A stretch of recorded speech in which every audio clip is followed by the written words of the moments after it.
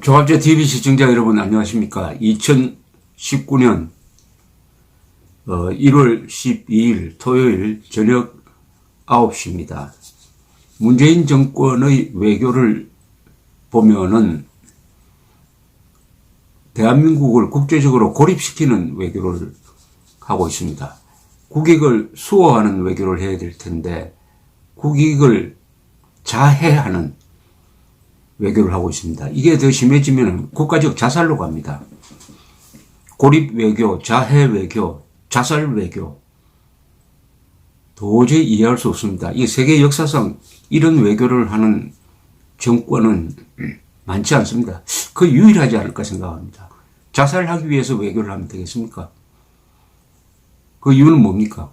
외교라는 것은 여러 나라와 친구를 만드는 게 외교입니다. 이 국제사회에서 생존하려면 여러 나라와 무역을 해야 됩니다. 그리고 안보 위협이 있을 때 혼자서 싸울 수가 없습니다. 여러 나라와 같이 싸워야 합니다. 그 막강한 미국도 동맹국을 필요로 합니다. 근데 우리는 핵무기가 없습니다.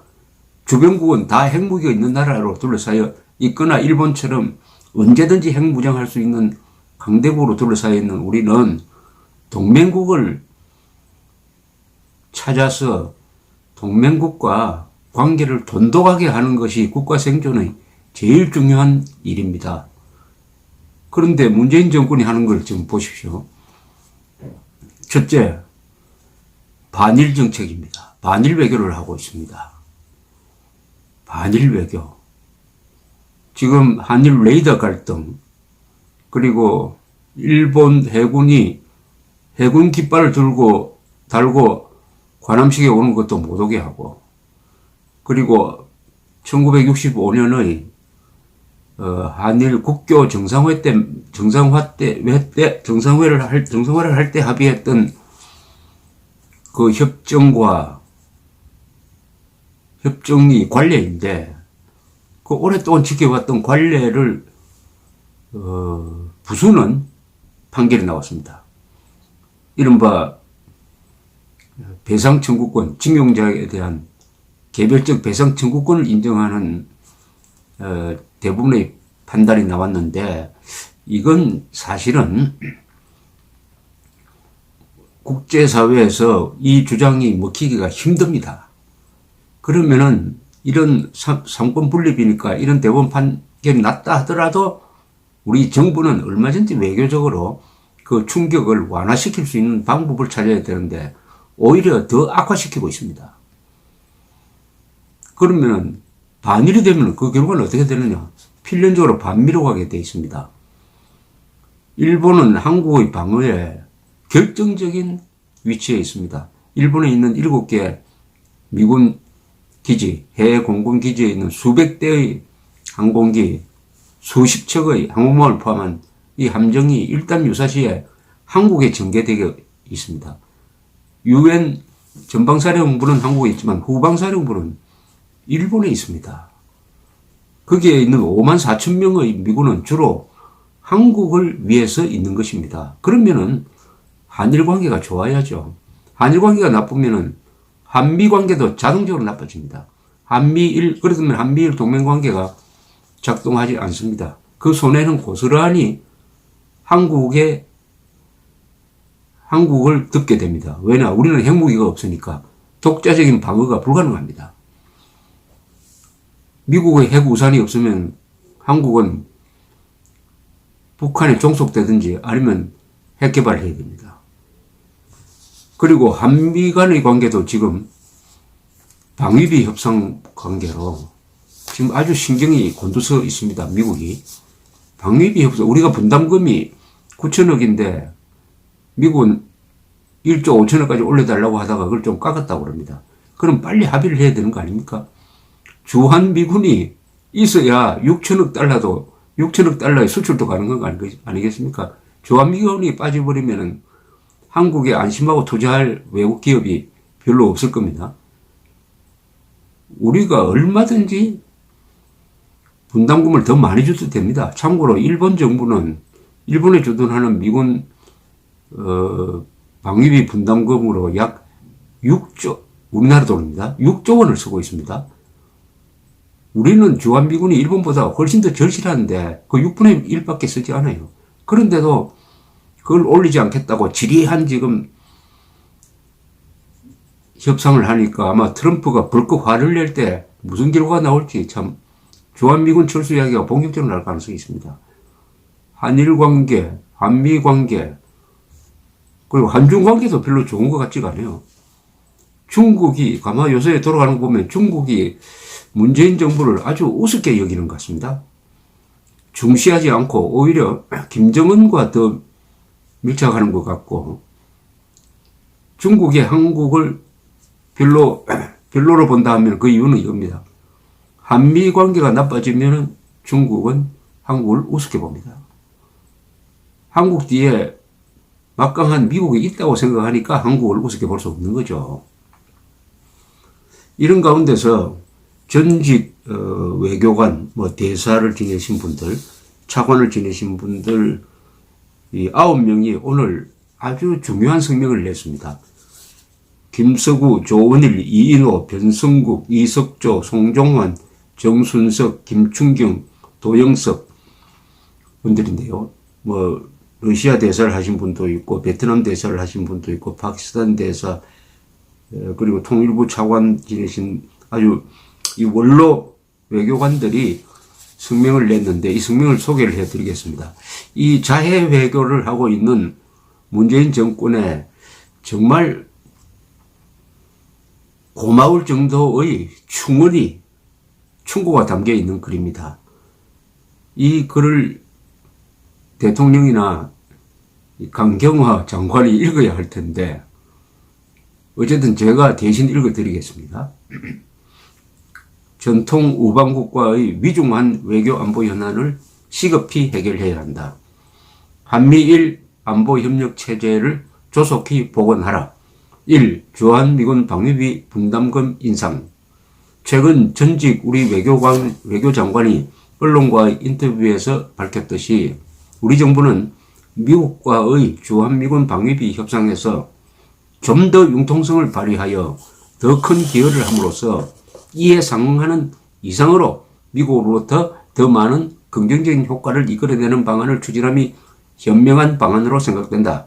그간 한국의 좌파 정부와 북한 추종자들은 미국산 쇠고기 광우병 허위 보도, 미군기지 환경훼손 문제의 침소 봉대, 사드 배치 시의 미온적인 태도 등 온갖 형태의 반미 행동으로 한미동맹을 와해시키려고 노력해왔다. 문재인 대통령은 김정은의 중재 외교를 자임하고 유엔 총회, 아세안 플러스 3 회의, APEC, G20 등 세계 주요 무대에서 김정은이 비핵화 의지를 보이고 있으니 전 세계가 제재 완화로 화답해야 한다고 하면서 수많은 지도자들과 교섭을 전개했으나 아무런 성과가 없었다. 현 상황으로 판단하건대 김정은은 비핵화 의지가 전혀 없다는 사실이 밝혀지고 있고 결국 우리 정부는 트럼프 대통령에게 허위 정보를 전달한 것으로 결론이 나는 것 같아. 참 아픈 이야기입니다. 김정은이가 비핵화하기로 했다. 김정은이가 그런 말 한 적이 없는데도 비핵화하기로 했다고 트럼프 대통령에게 허위 정보를 제공해가지고 이런 혼란상을 만들었다. 이런 지적입니다. 미국 조야에서는 다수의 한국 국민들이 이러한 수많은 사례들을 보고서도 수수방관하고 있다는 불편한 시각을 가지고 있으며 급기야 최근 미국 일각에서는 주한미군 철수 가능성마저 대두되기 시작했다. 미국에서 보면은 한국 국민들이 들고 일어나야 될 텐데 왜 이렇게 가만히 조용하게 있느냐. 야당도 조용하고 일부 보수 세력이 목소리를 높이는 것은 잘 전달되지가 않고 군대도 조용하고 그러면 이런 위험한 자해 외교를 국민들이 지지한다는 말이냐. 이렇게 갸우뚱하고 있다는 이런 이야기입니다. 김일성 3대 세습 독재 체제의 염원인 적과 통일을 위해 호시탐탐 남침을 노리는 북한의 흉계에도 불구하고 우리 정부 스스로가 안보태세와 장치를 허물고 있는 지극히 위태로운 상황을 무고한 국민들이 떠나야 할 형편이다. 북한의 남침 시 단양 무기 부품 등 군수품 비축량이 충분치 못할 경우 우리의 장기적 능력은 매우 제한될 것이므로 미국과 일본의 지속적인 지원이 필수적이며 한미일 공조체제를 허무는 것은 우리 안보체제의 버팀목을 파괴하는 것과 다를 바 없다. 이와 같은 위기 상황에서 우리 스스로 미군은 나갈 테면 나가라 식의 극도로 무모한 허세를 부릴 수 있는가? 세계 유수 공업국으로서 우리가 투자 적격 신용을 유지하고 1조 달러 정도의 무역 규모를 자랑할 수 있는 것은 한미동맹으로 안보상 위험이 없다는 전제 하에서만 가능하다. 국제사회는 북한의 핵무기 보유로 인해 북한의 남침 시 미국의 지원 없이는 한국이 큰 난관에 봉착할 것이라는 시각을 가지고 있다. 만약 한미동맹의 장래가 불확실하다는 징후가 농후해지면 순식간에 우리 경제가 회복 불능 상태로 빠져들 것이라는 사실은 의문의 여지가 없다. 이런 상황에서 우리 정부가 미국과의 방위비 협상에서 예산을 절감한다는 구실로 국민들을 호도하면서 한미동맹에 치명적인 균열을 가져오게 한다면 이는 한국의 대외 의존형 경제체제가 파탄나는 등 사활을 거는 도박을 하게 되는 것이다. 안보를 걸고 도박을 하면 안 되죠. 뭐 경제 투자는 도박을 해야 됩니다만 안보를 걸고 도박을 하면은 그건 나라도 아닙니다. 안보는 100%에 가까운 확실한 보장이 있어야 합니다. 이 일본과의 우호 협력 관계 회복. 현재의 한국사법부는 1965년 한일 국교 정상화 이후 일본과의 보상 문제에 관해 유지해온 우리의 확립된 관계에 대해 불필요한 국제적 무리를 일으키고 있으며 이는 곧 국제사회로 하여금 한국을 준불량 국가로 간주하게 할 가능성이 있다. 이 징용자에 대한 배상 판결을 지금 지적을 하고 있습니다. 65년 이후 확립된 관례가 있었는데 그것과 어긋나는 재판을 하면 어떻게 되느냐 이 말입니다. 재판이 외교를 엉망으로 만들면 되겠습니까? 그것도 우방국가의 외교입니다. 현 정부는 오랫동안에 걸쳐 확립된 관례대로 한일 간 청구권 문제는 1965년 협정으로 최종적으로 완결되었음을 재확인하고 일부 미진한 개인 청구권 문제는 우리 정부가 스스로 해결한다는 기존 입장에 따라 처리하도록 해야 할 것이다. 즉 징용자 배상도 일본 회사가 하는 게 아니라 그만큼 우리 정부가 해야 한다. 좀 어려운 이야기입니다. 그러나 외교관들 입장에서 보면 이렇게 말할 수밖에 없는 거죠. 65년 이후에 50년 이상 관례가 지켜졌는데 그걸 부수는 판결을 내는 사람들도 문제고 판결을 냈다고 해가지고 이걸 외교적으로 수습하지 않고 더 확대시키면 어떻게 됩니까? 이 문제를 국제중재나 국제사법재판소에 회부할 경우 기존에 표명해온 우리 정부 입장과 관례 등에 비추어 일관성이 결여된 행동을 하는 한국이 승소할 가능성은 희박하다. 한국의 평화적 해결 방식, 거부 자세를 빌미로 일본이 경제적 방식 등 다른 물리적인 해결 방안을 모색하려 하고 이런 미국 등 우방국들이 용인하거나 묵시적인 태도를 취하게 되면 우리는 일본의 굴종적인 태도를 취할 수밖에 없는 치욕을 자초하게 될 수도 있을 것이다. 즉 일본이 한국에 대해서 경제보복을 하게 되면 다른 나라들도 일본 편을 들든지 가만히 있을 거란 이야기입니다. 그럼 우리가 이길 수 있느냐? 그럼 또 일본에 다시 굴복을 해야 된다? 이거 아주 무서운 이야기입니다. 그동안에 한국이 일본에 대해서 다소 무리를 하더라도 미국이 항상 중재를 했어요. 또 일본 안에서 한국 편을 드는 언론이 있었습니다. 여론이 있었어요. 그러나 그게 거의 다 사라지고 있습니다. 일본 여론도 이제 한국 편 들지 않습니다. 한국 편 드는 사람 거의 없어졌어요. 미국도 마찬가지입니다. 그러면은 한국이 일본과 국제적인 분쟁을 통해서 이길 수 있느냐 이거예요. 이기려면 실력이 있어야죠. 여러 나라 도움을 받아야 되는데 이렇게 하다가는 정말 제2의 경술치욕이 일어나지 않느냐. 또 한 번 일본에 무릎을 꿇는 이런 길을 걷는 게 아니냐 하고 지금 추궁을 하고 있습니다. 이 문재인 정부는 잘 들어야 됩니다. 국제사회에서는 실력이 승부를 냅니다. 실력이 어디서 나옵니까?